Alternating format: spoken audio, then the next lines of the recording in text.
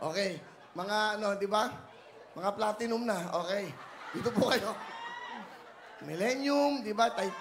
Titanium. Okay. O, practice muna. Practice. Practice. Sige po. Naku po, Diyos ko. Lakasan yun. Sige po. 2 minuto yan. O, yan. Okay, ha? Okay. Sandali. Practice pa lang yan. Bibigyan, huwag niyong babato, ha? Papatalbugin. Kaliwiti ako. Kaya kayo wala yan. Dito po na, yan. Kaliwete. Papakayos natin. Kayo naman. Kayo talaga.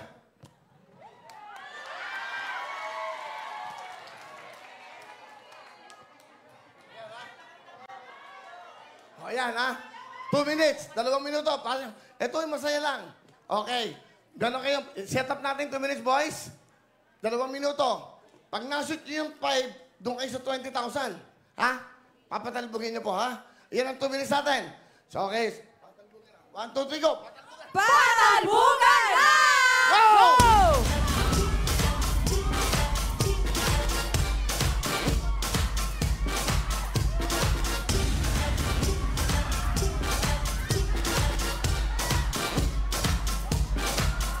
Hey!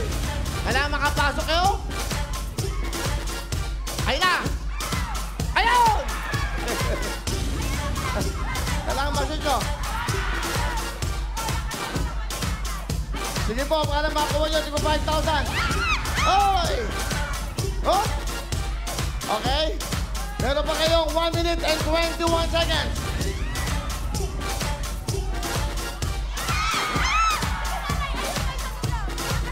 Go, yan. 20,000. 20,000. 20,000. Pagkalpugin nyo. 20,000. Yun. 20,000. Kabila, 20,000. 1 minute! 1 minute!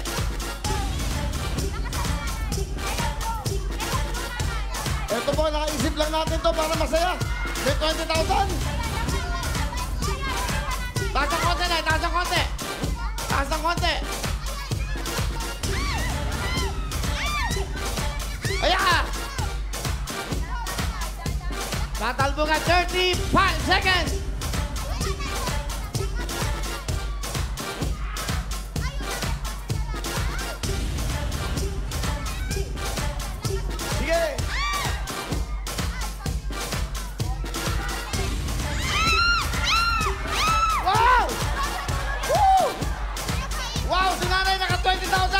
Doon! 50,000 na! 50,000! 50,000! 9! 8! 7! 50,000! 4! 3! 2! Up! Up! 20! Ang galing ni nanay! Wow! 5,000 plus 20,000! Ma'am, meron kang 5,000. Kayong dalawa, buta. Bigyan mo tigit-tigit ng jacket! Bigyan mo tigit-tigit ng jacket! Wow! Jubel, pera. Bigyan mo tigit-tigit. Alam nyo, practice lang to eh. Hindi, practice, pero may nanalo. Pinagawa ko lang. Ang galing ni nanay, oh. Ha? Galing.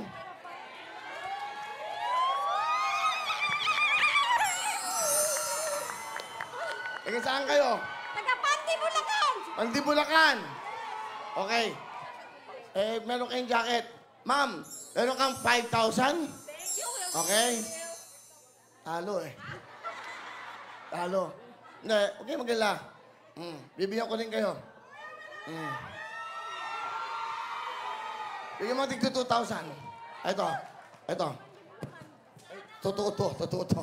Tig 2,000. Tig 2,000. Ayan, pakikuha. Bigyan mo sa kanila, bigyan mo. Ayan. 2,000.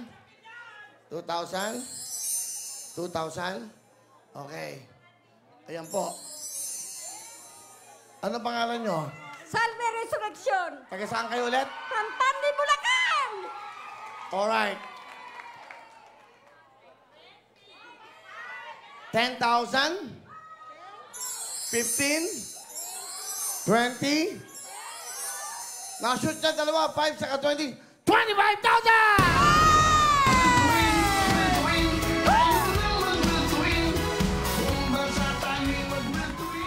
Okay ba yung game na to? Okay ba? Gusto niyo pa isa pa? Sa susunod na, wala na kaming oras. Okay. Ano yung gusto nyo sabihin sa Will to Win at sa TV5? Maraming salamat po kay Kuya Will. Pumunta kami dito walang pamasahe! Oo. Thank you, Lord! Wala kayong pamasahe. Paano kayo nakapunta dito? Nakartila kami ng jeep. O, ayan. Meron kayong 25,000. Thank you, Lord!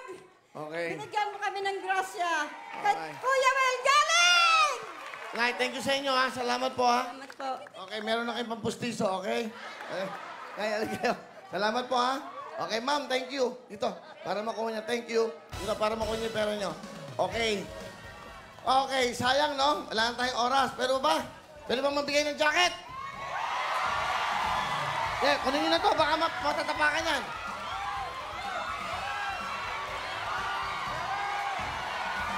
Oh, sino? Ay, pati niyo daw. Pakibate. Yes! Mamaya na kayo maglaro. Ay!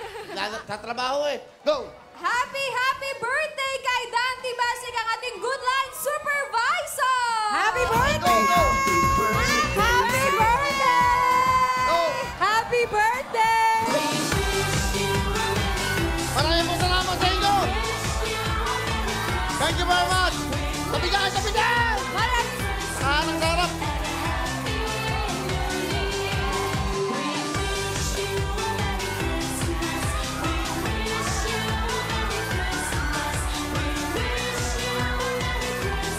Pengen mo jacket! Okay. Maraming salamat! We'll see you Monday! Have a nice weekend everyone, ma'am!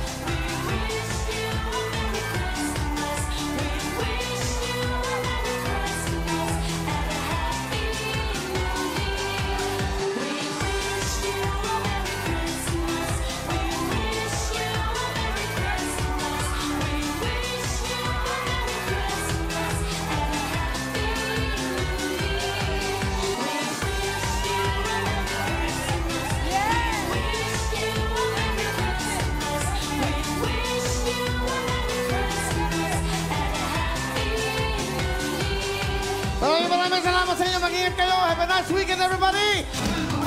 Have a nice weekend. See you Monday! Happy Friday po!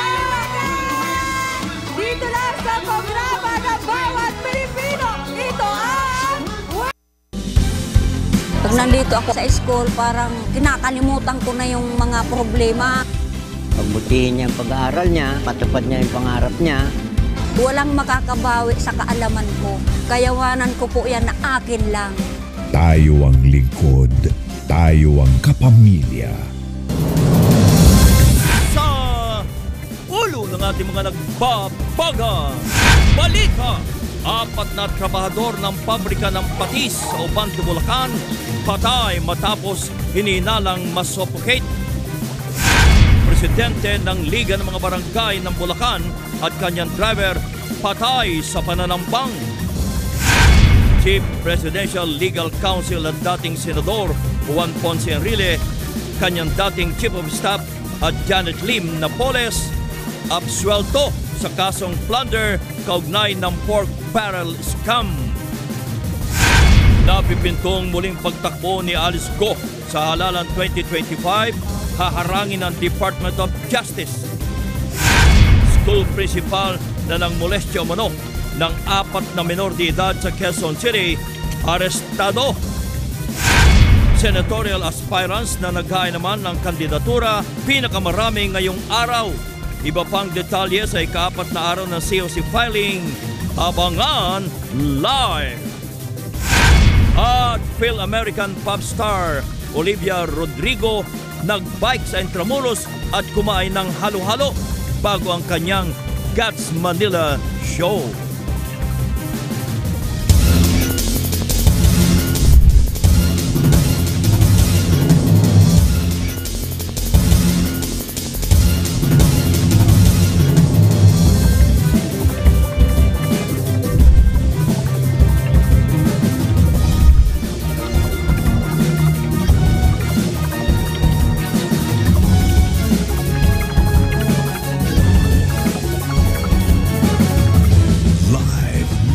ABS-CBN News Center, Manila. Ito ang TV Patrol! Magandang gabi, bayan! Simulan natin ang balitaan sa 4 na namatay sa gawaan ng patis sa Obando, Bulacan. Nasuffocate umano ang 4 na fermentation tank o sa fermentation tank ng naturang paggawa ng patis. Tiniyak naman ng may-ari ng patisan na sasagutin nila ang gastusin sa burol at pagpapalibing ng mga biktima. Nagpapatrol Karen de Guzman. Natagpo ang patay at nakalubog sa fermentation tank ang 4 na trabahador na ito sa isang paggawaan ng patis sa Obando, Bulacan, Huwebes ng hapon. Ayon sa pulisya, unang nakita ng testigo ang wala ng malay na caretaker na si Rodolfo Tolentino na naglilinis noon ng tangke. Sinakluluhan siya ng 3 pang trabahador pero hindi na rin sila nakaahon matapos umanong masuffocate o mahirapang huminga. 10 to 12 feet po yung lalim po ng fermentation. Maliit lang po ito pero malalim po. Wala po silang suot, maliban lang po sa kanilang mga damit. At yung hagdan po na ginamit po nila sa pagbaba po dun sa pag-rescue po sana dun sa ating unang biktima. Nahirapan ng mga rescuer na may angat ang mga bangkay mula sa tangke. Dahil bukod sa kulob ito, sumisingaw ang nakakasulasok na amoy ng patis. Medyo nahilo daw po sila. Pagbaba po nila, wala na pong oxygen sa baba. Kaya po gumamit pa po sila ng mga breathing apparatus para po makaakyat po. Nabigla naman ang mga kaanak ng mga biktima, pero tiniyak na nila na may-ari ng patisan na sasagutin ang lahat ng gastos sa burol at pagpapalibing. Napakasakit po. Kasi po yung maiiwan niya, stroke pa po yan. Sana po yung kukuha ng pang-ano niya. Ang araw-araw na iinumin ng gamot. Mag-uusap naman daw po kasi tinanong ko po kasi sa kanya kung bukod dun sa burol at sa libing, kung may ibibigay siyang financial sa amin. Meron naman kaso wala pa siyang sinasabing halaga. Wala pa rin kasi kaming kasunduan sa may pulis. Pumirma na rin sila ng waiver para hindi na ipa-autopsy ang mga labi ng mga biktima dahil kumbinsido sila na suffocation ang dahilan ng pagkamatay. 4 na taon nang hindi nag-ooperate ang paggawaan ng patis na ito dito sa Obando, Bulacan ayon sa mga pulis. Kaya naman pinagtataka ng mga residente kung papaano nangyari ang aksidente kung saan 4 ang nasawi.